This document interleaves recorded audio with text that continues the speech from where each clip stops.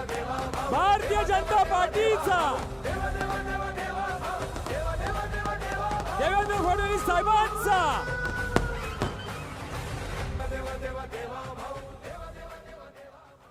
भारत माता की, भारत माता की, छत्रपती शिवाजी महाराज की, धर्मवीर छत्रपती संभाजी महाराज की, जय भवानी, जय भवानी, जय जय जय जय जय भवानी, जय जय जय जय जय शिवाजी। हिंदवी स्वराज्याचे सरसंस्थापक छत्रपती शिवरायांना मानाचा मुजरा करतो। भारतीय राज्यघटनेचे शिल्पकार भारतरत्न डॉक्टर बाबासाहेब आंबेडकर यांना मानवंदना अर्पित करतो। आजच्या नवी मुंबई महानगरपालिकेच्या निवडणुकीच्या निमित्ताने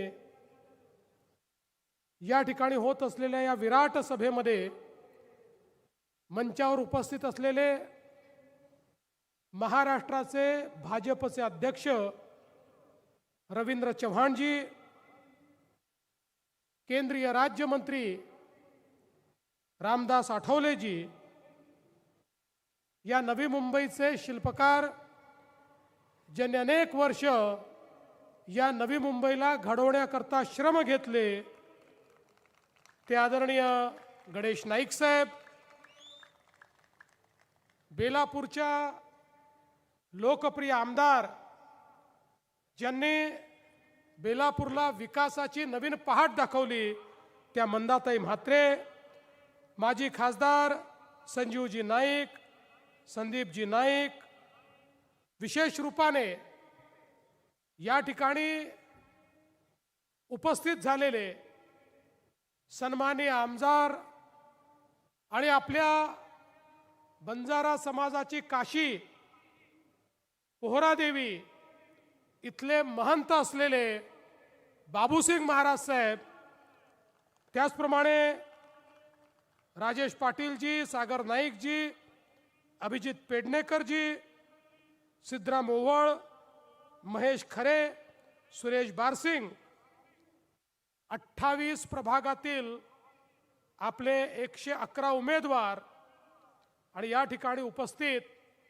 सर्व माझ्या लाडक्या बहिणींनो आणि तितक्याच लाडक्या भावांनो, खरं म्हणजे नवी मुंबई हे मुंबईचे एक विस्तारित स्वरूप आहे। पुढच्या काळातलं हे फायनान्शियल हब आहे। महामुंबईच्या विकासाचा हा कणा आहे।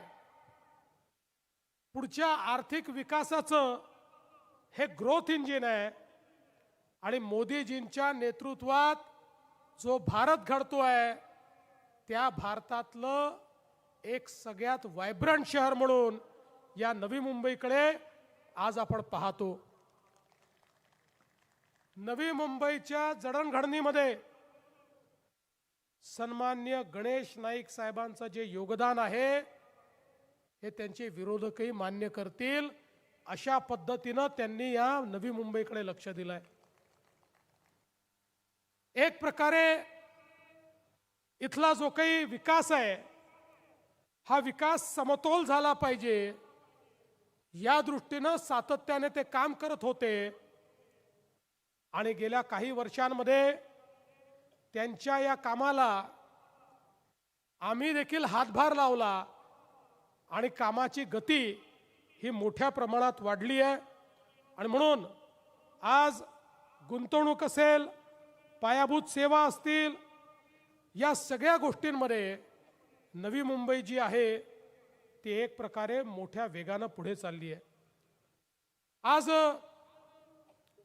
जे काही आपण नवीन विमानतळ तयार केलं, ज्या विमानतळाला पुढच्या काळामध्ये आपण दिबा पाटलांचं नाव देणार आहोत, आज त्याला आपण नवी मुंबई एअरपोर्ट म्हणतो। या नवी मुंबई एअरपोर्टमुळे नवी मुंबई, पनवेल आणि जो नैनाचा भाग आहे, खऱ्या अर्थानं हाच विकासाचं मोठं इंजिन होतोय. आता आयात निर्यात, फार्मा, इलेक्ट्रॉनिक्स, इनोव्हेशन, अन्न प्रक्रिया, सेवा क्षेत्र, SEZ अशा सगळ्या क्षेत्रांमध्ये या ठिकाणी एक मोठी भरारी आपण मारणार आहोत आणि त्यामध्ये या नवी मुंबईचा एक मोठा वाटा असणार आहे. खरं म्हणजे या नवी मुंबईचा विकास होत असताना इथल्या भूमिपुत्रांचे देखील अनेक प्रश्न आहेत. विशेषतः गरजेपोटी घरांचे प्रश्न आहेत. या ठिकाणी काही अतिक्रमणधारकांचे प्रश्न आहेत, झोपडपट्टीवासियांचे प्रश्न आहेत. मागच्याही काळामध्ये प्रश्न सोडवण्याचा प्रयत्न आम्ही केला, काही निर्णय देखील घेतले, पण अजून काही निर्णय बाकी आहेत. मी आज तुम्हाला हे आश्वस्त करण्याकरता आलो आहे, 16 तारखेनंतर हे सगळे प्रश्न या ठिकाणी सोडवण्याकरताच आम्ही आलेलो आहोत. गरजेपोटीची जी घरं आहेत त्यांचे प्रश्न, किंवा झोपडपट्टीमध्ये लोकांना जो मालकी हक्काचा पट्टा द्यायचा आहे तो प्रश्न असेल, किंवा नाईक साहेबांनी या ठिकाणी जे सांगितलं, आमच्या जमिनी घेतल्या, आम्हाला आमच्या जमिनीतनं 12.5% दिलं आणि त्याच्यावर नाव मात्र सिडकोचं आहे, आमच्याच जमिनीत आम्ही भाडेकरू झालो. नाईक साहेब चिंता करू नका, 12.5% वाल्या प्रत्येकाला मालक बनवल्याशिवाय आम्ही राहणार नाही. त्याचंच नाव हे त्या जमिनीवर असेल. या सगळ्या जमिनी फ्री होल्ड असतील, सगळे अधिकार हे त्या ठिकाणी भूमिपुत्रांना असतील. हा वचन देण्याकरता आणि संकल्प घेण्याकरता या ठिकाणी मी आलो आहे. आज आपण पाहू शकतो, एकीकडे नवी मुंबईचं या ठिकाणी एअरपोर्ट आपण केलं, दुसरीकडे अटल सेतू आपण केला. ज्या अटल सेतूमुळे मोठ्या प्रमाणात मुंबई आणि नवी मुंबईची जी काही त्या ठिकाणी दुरी आहे ती आपण कमी केली आणि यासोबत वेगवेगळ्या प्रकारे आपण या ठिकाणी विकास करतोय. आता विरार अलिबाग कॉरिडॉर देखील आपण करणार आहोत, की ज्याच्यामुळे एक प्रकारे मुंबई आणि MMR रिजनला एक मोठी लूप लाईन या माध्यमातून मिळणार आहे.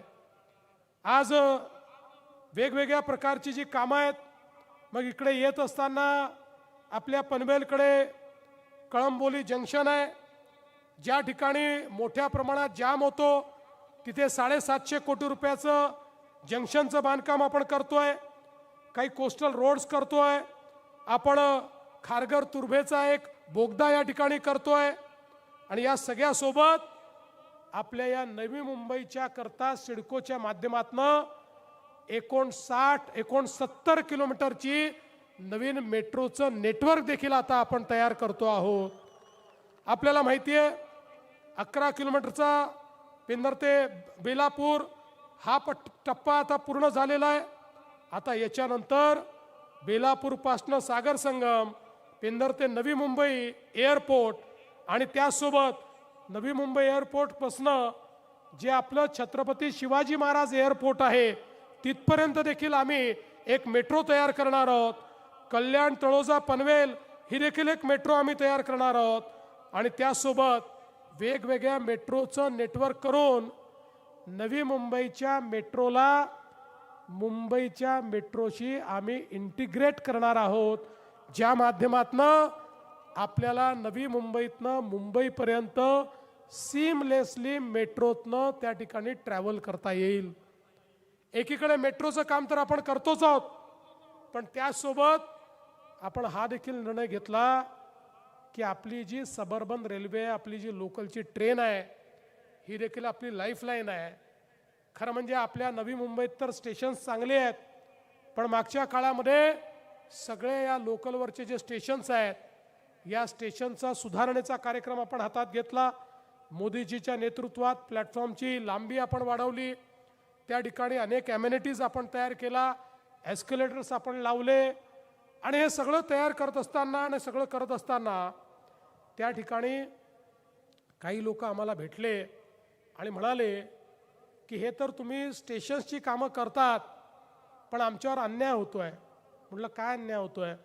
म्हणाले ज्या मेट्रो तुम्ही तयार केल्या त्या मेट्रोमध्ये दरवाजे बंद होतात, त्या मेट्रो स्वच्छ आहेत, त्या एअर कंडिशन्ड आहेत, लोकांना आरामात प्रवास करता येतो.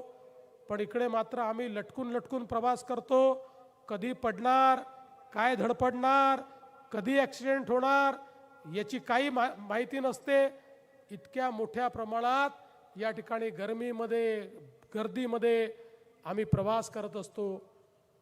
आमच्या हे लक्षात आलं की खरोखर एक प्रकारे यांच्यावर अन्याय होतोय आणि म्हणून माननीय मोदीजींच्या नेतृत्वात रेल्वे मिनिस्टरला आम्ही भेटलो आणि रेल्वे मिनिस्टरला आम्ही विनंती केली आणि मला सांगताना आनंद वाटतो, आता 50% भारत सरकार आणि 50% महाराष्ट्र सरकार अशा पद्धतीनं आपली जी लोकल ट्रेन आहे, आपली जी सबर्बन रेल्वे आहेत, याचे सगळे डबे आम्ही एअर कंडिशन करतो आणि त्याला बंद होणारे दरवाजे लावतो. टाळ्या याच्यावर वाजवू नका, टाळ्या पुढे वाजवा.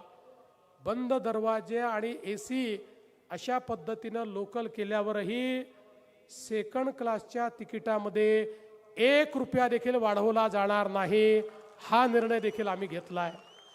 आणि म्हणून रस्त्यांचं नेटवर्क, बोगद्यांचं नेटवर्क, आपल्या मेट्रोचं नेटवर्क, लोकलचं नेटवर्क, अशा सगळ्या प्रकारचं नेटवर्क या ठिकाणी तयार करून आपण मोठ्या प्रमाणात कनेक्टिव्हिटी करण्याचं काम करतोय. आमचं नवी मुंबई असेल, पनवेल असेल किंवा MMR रिजनमधल्या महानगरपालिका असतील, आता या सगळ्यांमध्ये एक नवीन युद्ध सुरू झालं आहे. आणि हे युद्ध कशाचं आहे? हे पाण्याचं युद्ध आहे. कारण सातत्याने लोकसंख्या वाढते आणि वाढत्या लोकसंख्येकरता अनेक वर्ष नवीन जलस्रोत हे आपण तयार केले नाहीत. ही एक महानगरपालिका होती की ज्या महानगरपालिकेने आपला पैसा लावून जलस्रोत त्या काळामध्ये तयार केले. पण आज आता ज्या प्रकारे लोकसंख्या वाढते आहे, हा जो सगळा अर्बन ॲग्लोमरेशनचा भाग आहे, हा पुढच्या काळामध्ये मुंबईपेक्षा मोठा होणार आहे. इथली लोकसंख्या मुंबईपेक्षा जास्त होणार आहे आणि म्हणून इथे आहे. आणि म्हणून 2 योजना आपण हातामध्ये घेतल्या, एक शिलारची आणि दुसरी पोशीरची. अनेक वर्ष या योजनावर केवळ चर्चा होत होती, पण इरिगेशननी पैसा खर्च करायचा की महानगरपालिकांनी करायचा, सिडकोनी करायचा की MMRDAने करायचा, अशा पद्धतीनं हे सगळे प्रकल्प बंद होते. 6-8 महिन्यापूर्वी या दोन्ही प्रकल्पाच्या फाईल्स मी बोलवल्या. त्या फाईलवर लिहिलं हे प्रकल्प करायची जबाबदारी MMRDAची असेल. MMRDA डिपॉझिट म्हणून हे कामं इरिगेशन विभागाला देतील. इरिगेशन विभाग हे डॅम तयार करतील आणि हे तयार करताना जे कर्ज काढावं लागेल त्याला राज्य सरकार हमी देईल. आणि त्यासोबत पुढच्या काळामध्ये कर्ज परत करत असताना जेवढ्या महानगरपालिकांना पाणी देऊ त्यांच्याकडनं थोडं कॉन्ट्रीब्युशन आपण घेऊ. असं करून त्याला मी मान्यता दिली. आज मला सांगताना आनंद वाटतो, शिलार असेल किंवा आपल्या नवी मुंबईकरता पोशीर असेल, या दोन्हीचं टेंडर निघालं, वर्क ऑर्डर झाला, काम सुरू होत आहे आणि पुढच्या 3 ते 4 वर्षामध्ये हे काम आम्ही पूर्ण केल्यानंतर नवी मुंबई महानगरपालिकेला 2050 पर्यंत जेवढं पाणी लागेल ते सगळं पाणी हे पोशीरच्या माध्यमातून आम्ही देणार आहोत.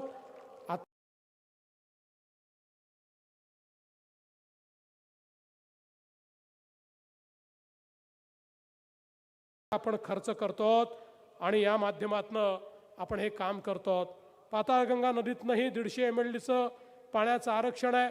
पण हे करत असताना मला एका गोष्टीचा आनंद आहे, ही महानगरपालिका अशी आहे की या महानगरपालिकेने पहिल्यांदा या ठिकाणी जे पाणी आहे ते पाणी आपण जे वापरतो त्यातलं 80% पाणी आपल्याला रिक्लेम करता येतं.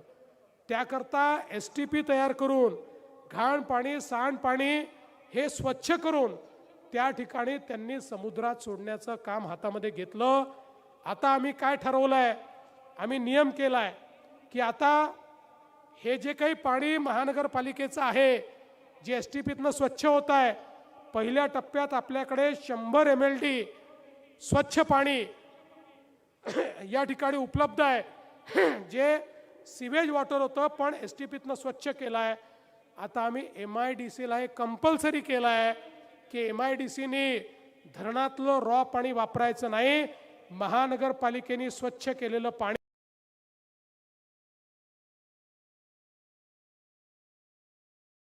वाढत्या लोकसंख्येकरता द्यायचं. त्यामुळे एक प्रकारे मोठ्या प्रमाणात या ठिकाणी आपण पाण्याचा हा करणार आहोत. आज हा सगळा जो भाग आहे या भागामध्ये आपण पुढच्या काळात एज्युसिटी तयार करणार आहोत. आपण या सगळ्या आपल्या जी काही नवी मुंबई एअरपोर्टचा सगळा जो भाग आहे त्याच्या आसपास पनवेल नवी मुंबई या महानगरपालिकेच्या क्षेत्रात नैनाच्या क्षेत्रामध्ये त्या ठिकाणी मोठ्या प्रमाणात एज्युसिटी, स्पोर्ट्स सिटी, मेडिसिटी असे अनेक प्रकल्प घेतले आहेत. मला आपल्याला सांगताना आनंद वाटतो, एज्युसिटी हा जो प्रकल्प आपण हातात घेतला आहे, हाय रँकिंग 12 युनिव्हर्सिटीज जिथे ॲडमिशन करता आपली मुलं मरमर करतात पण ॲडमिशन मिळत नाही, तिथला खर्च देखील परवडत नाही, अशा 12 युनिव्हर्सिटीज आपला कॅम्पस या एज्युसिटीमध्ये आणतायत. त्यातल्या 7 युनिव्हर्सिटीशी करार झाला.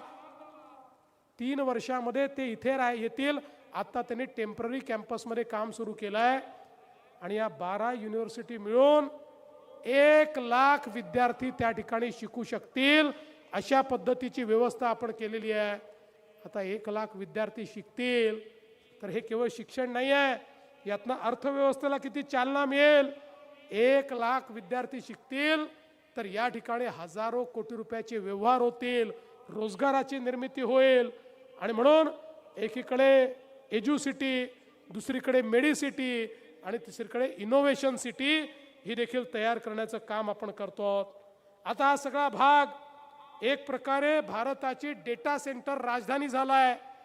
भारताच्या डेटा सेंटर कॅपॅसिटीच्या 60% डेटा सेंटर कॅपॅसिटी ही नवी मुंबई आणि आपल्या या सगळ्या भागामध्ये तयार झालेली आहे आणि पुढच्या काळामध्ये मोठ्या प्रमाणात हे काम चाललं आहे.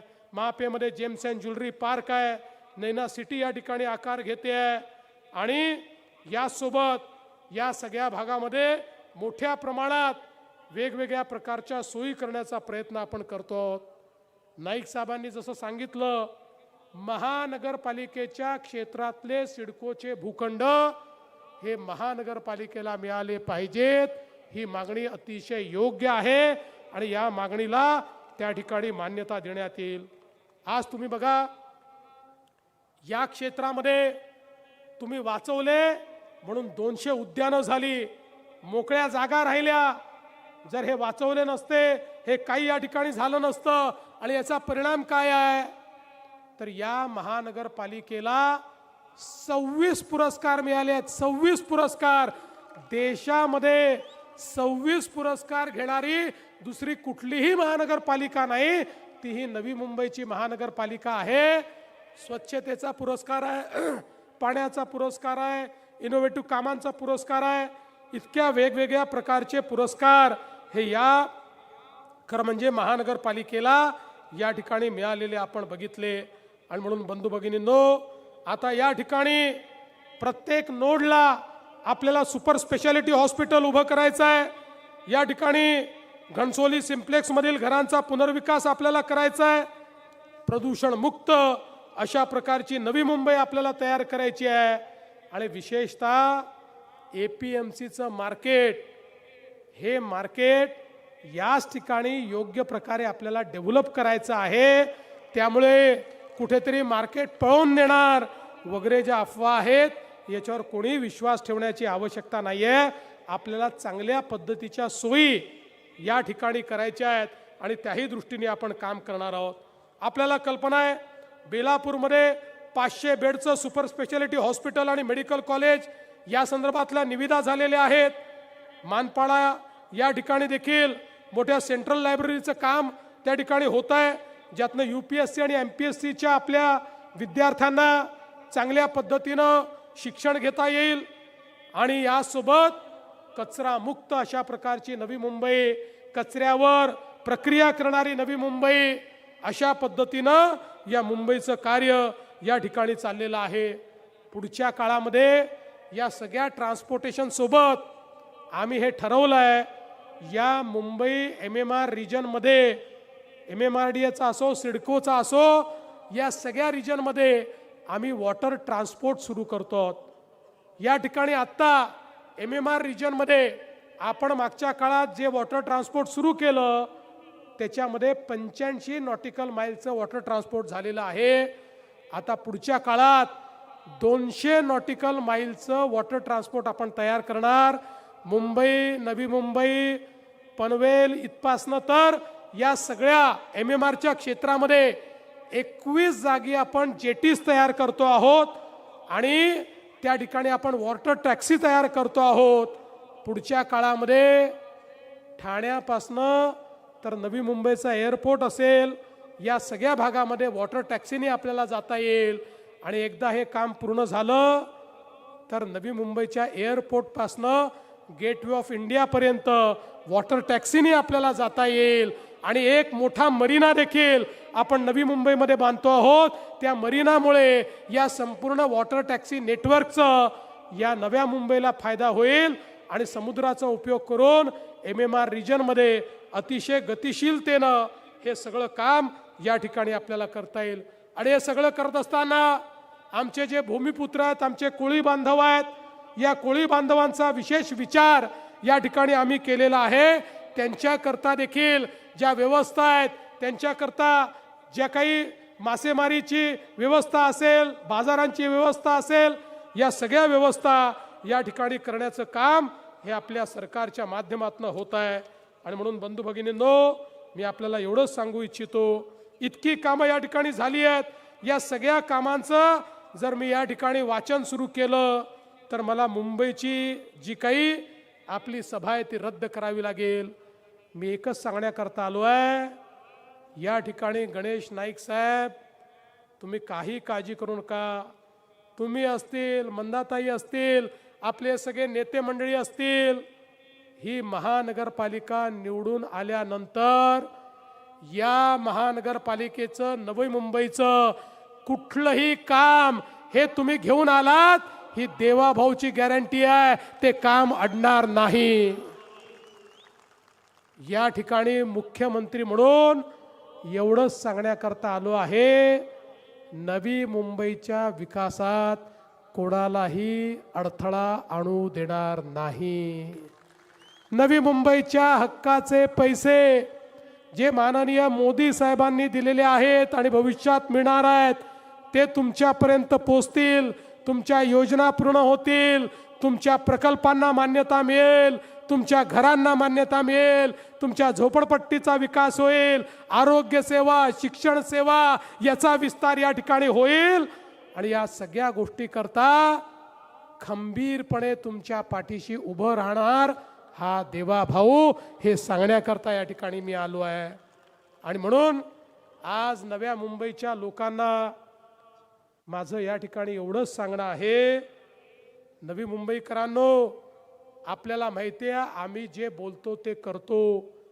ज्यावेळी भारतीय जनता पक्षाला प्रचंड मोठं बहुमत मिळालं, हे बहुमत मिळाल्यानंतर काही लोक म्हणायला लागले, आता भाजपला इतकं बहुमत मिळालं, आता भाजपवाले पहिलं काम करणार, लाडकी बहीण योजना बंद करणार.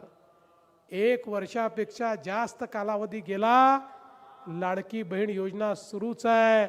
आणि सर्व बहिणींना सांगतो, जोपर्यंत तुमचा देवाभाऊ मुख्यमंत्री आहे, लाडकी बहीण योजना सुरूच राहणार, ती कोणी बंद करू शकत नाही.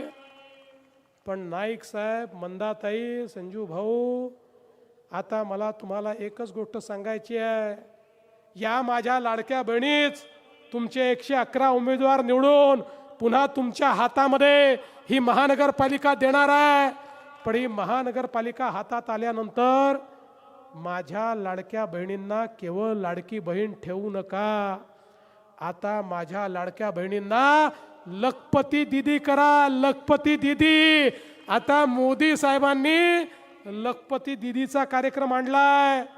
लखपती दीदी म्हणजे जी लाडकी बहीण वर्षाला स्वतःच्या भरोशावर दरवर्षी 1 लाख रुपयांपेक्षा जास्त कमावते, ती लखपती दीदी.